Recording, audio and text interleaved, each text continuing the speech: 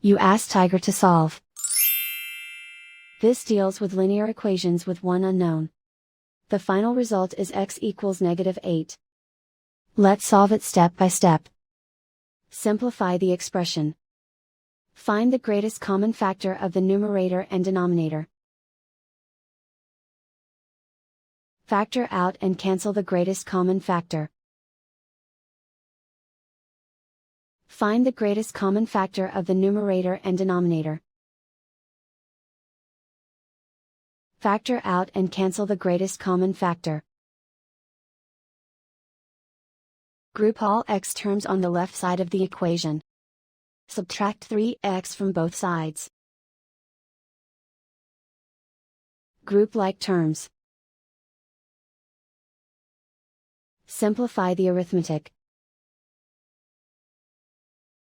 Group like terms. Simplify the arithmetic. Group all constants on the right side of the equation. Subtract 3 from both sides.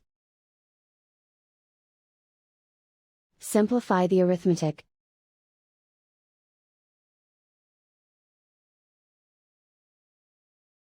And so the final result is x equals -8.